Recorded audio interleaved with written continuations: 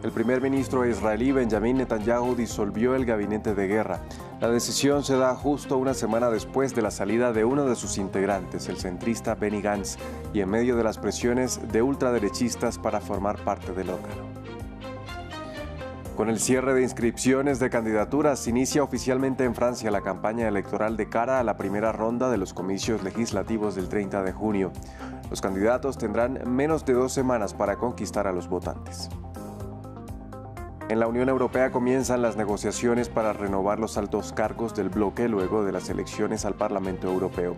Los jefes de Estado y de Gobierno discutirán quiénes estarán a la cabeza de la Comisión Europea, el Consejo Europeo y la Jefatura de Política Exterior.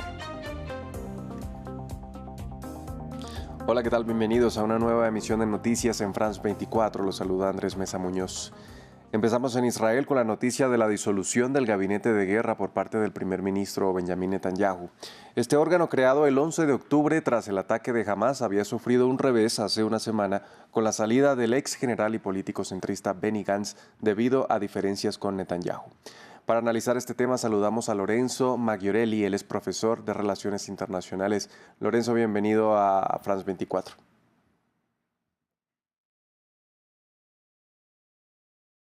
Bueno, estamos teniendo complicaciones con la conexión con nuestro invitado del día. Vamos entonces a cambiar de tema o seguimos allí.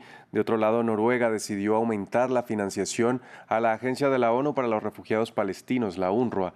Este país nórdico, que lidera el grupo internacional de donantes de este organismo, argumentó su decisión en que no hay alternativa en Gaza para la entrega de ayuda humanitaria, salvo esta organización a la que varios países cortaron aportes a principios de este año, luego de las acusaciones de Israel de que personal de la UNRWA estaba vinculado con terroristas. Un panel de revisión independiente concluyó en abril que Israel no había presentado pruebas que respaldaran sus afirmaciones.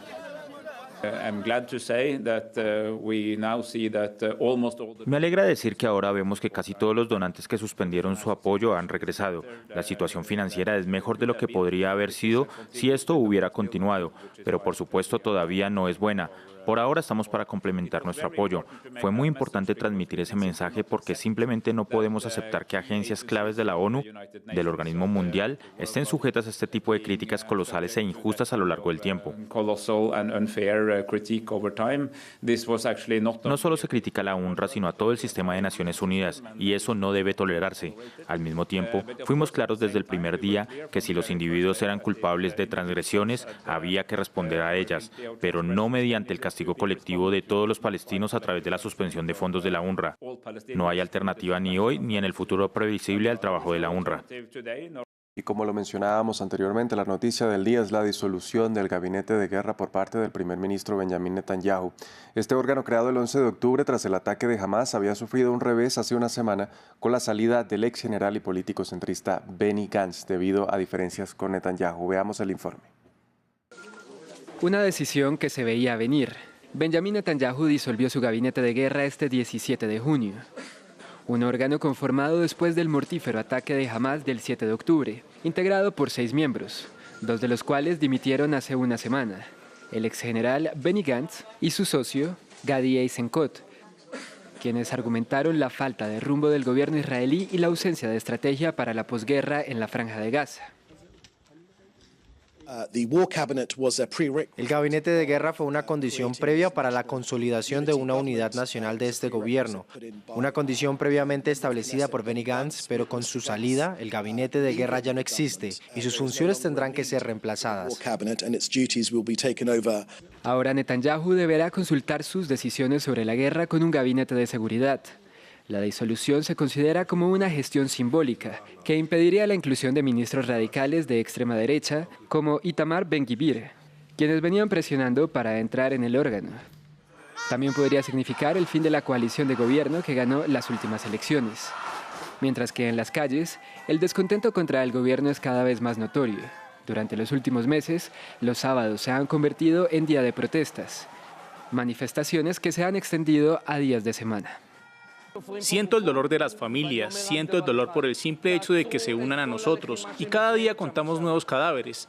Tengo que decir una cosa, tenemos que detener todos los combates que están teniendo lugar allí. Nuestro país se está derrumbando desde dentro. Entre tanto, aumenta la incertidumbre sobre el curso de la guerra mientras crece la presión sobre Netanyahu. En Arabia Saudita, 1.8 millones de musulmanes realizan este año la peregrinación del Hajj en el valle de Mina, situado en las afueras de la Meca, la ciudad más sagrada del Islam. A lo largo de los años se han producido múltiples estampidas en Mina, la más reciente en 2015, cuando murieron hasta 2.300 fieles. Desde entonces el lugar ha sido remodelado para agilizar los desplazamientos, pero este no es el único peligro para los peregrinos. Lea Giurel tiene los detalles. Es considerado como el mayor encuentro religioso del mundo. El lunes, durante la peregrinación anual del Hajj en Arabia Saudita, musulmanes del mundo entero lanzaron piedras por segundo día consecutivo en un pilar que simboliza la lapidación del diablo.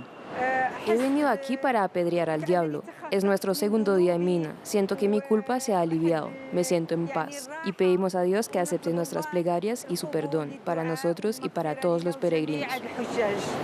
De 5 días de duración, la peregrinación a la Meca es uno de los 5 pilares del Islam. Todos los musulmanes deben realizarlo al menos una vez en la vida si están en condiciones económicas y sobre todo físicas de hacerlo.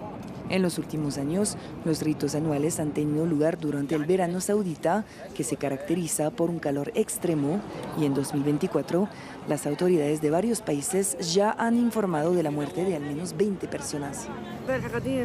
Ayer íbamos de camino y vimos cadáveres en la carretera. Estaban cubiertos con una sábana blanca, porque aquí las temperaturas son muy altas. Y no hablo solo de adultos mayores, también han muerto jóvenes.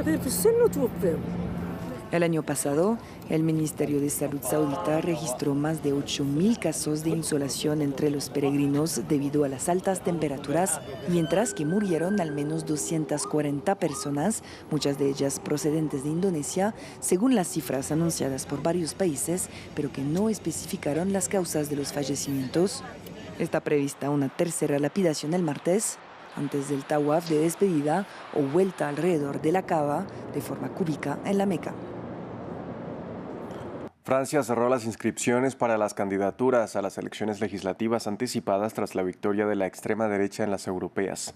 Los 3 bloques políticos, el nuevo Frente Popular de izquierdas, el oficialismo de Emmanuel Macron y Agrupación Nacional de extrema derecha cuentan con liderazgos definidos para ocupar el cargo de primer ministro e inician oficialmente la campaña.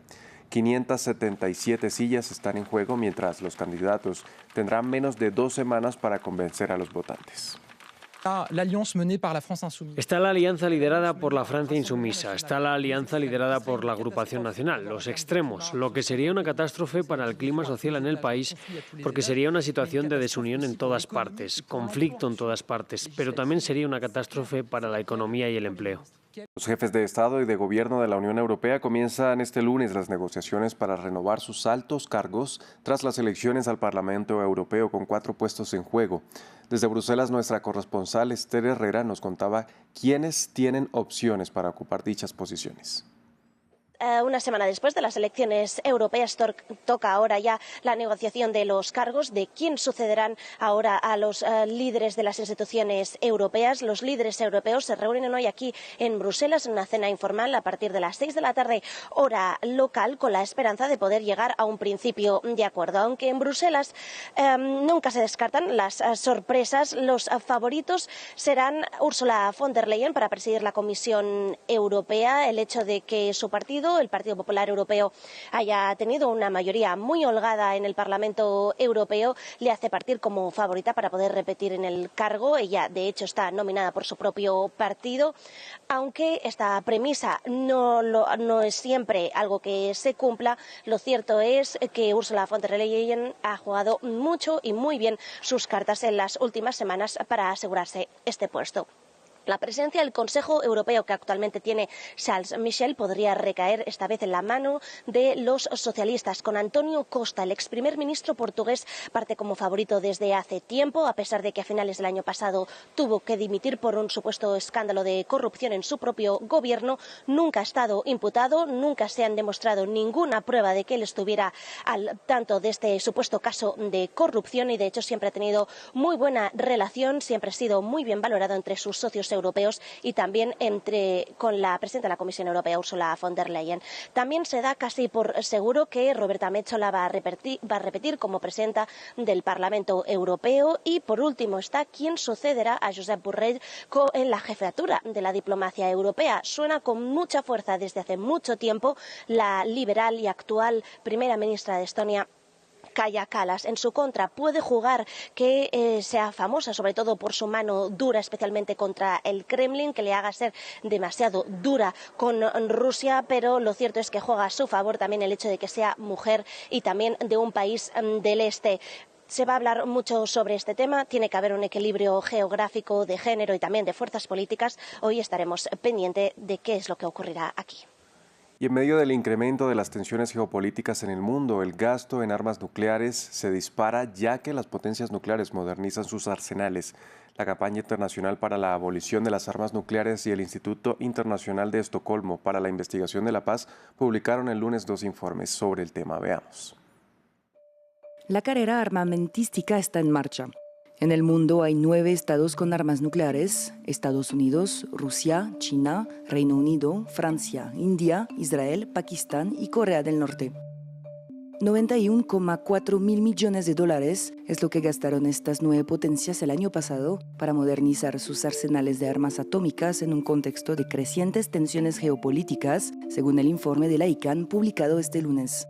Esto representa un aumento de 1/3 en los últimos 5 años, o casi $3.000 por segundo para financiar estas armas. En el podio del gasto total del año pasado, Estados Unidos ocupó el primer puesto con 51,5 mil millones de dólares, seguido de China con 11,8 mil millones de dólares y Rusia con 8,3 mil millones de dólares. Otro informe publicado por el Instituto Internacional de Estocolmo para la Investigación de la Paz, el CIPRI, también muestra que estos países han aumentado considerablemente su gasto a medida que modernizan sus armas nucleares, incluso desplegando nuevas.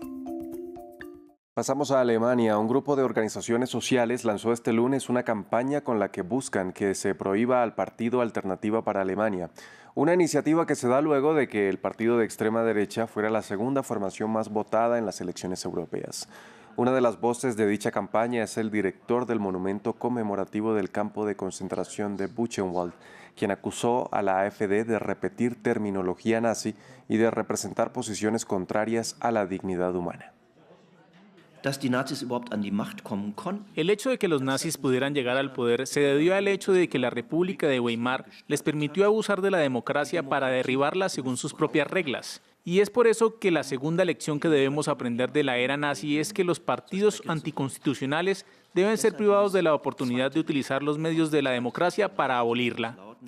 Y hay un nuevo incidente en aguas del mar de China Meridional. Un guardacostas chino y un buque de reabastecimiento filipino chocaron en este territorio en disputa entre ambas naciones. Beijing acusa a Manila de ser totalmente responsable del incidente en torno al atolón de Second Thomas. Nuestro corresponsal en la capital china, Adrián Foncillas, nos amplía. Era la crónica de una colisión anunciada después de amenazas, escaramuzas y ataques con mangueras. Un barco chino y otro filipino han chocado hoy en aguas en disputa. Solo disponemos de la versión de Beijing. Asegura que la nave filipina ignoró las múltiples advertencias y que se acercó de forma peligrosa y poco profesional a los barcos chinos que navegaban con normalidad hasta consumar la colisión. No aclara si hubo daños ni heridos. Manila, por su parte, ha calificado esa versión como engañosa y falaz. El incidente ha tenido lugar otra vez en las cercanías del ya celebérrimo Sierra Madre, ese barco oxidado y desvencijado que Filipinas dejó varado en un banco de arena de las Islas Spratly con la única intención de impedir que China ocupe la zona. Un ataque a ese barco donde hay militares en activo sería un acto de guerra y Filipinas y Estados Unidos tienen firmado un acuerdo para la defensa mutua. Así que a China no le queda más que intentar impedir que esas sufridas tropas, en medio del calor del trópico y comidas por los mosquitos, les lleguen suministros. Recientemente Manila lamentó que China bloqueara también la evacuación de un soldado enfermo. Este es el primer incidente serio bajo la nueva ley china que entró en vigor el fin de semana y que faculta a su guardacosta a detener a cualquier barco extranjero en sus aguas territoriales y a mantener detenida a su tripulación durante 2 meses. Los gobiernos de Filipinas, Vietnam y Taiwán, con los que China colecciona pleitos, ya han dicho que no reconocen esa ley. Los expertos pronostican que si China se empeña en aplicarla con saña, por ejemplo con pescadores, los conflictos se multiplicarán. Bien, hasta aquí este informativo. Gracias por acompañarnos.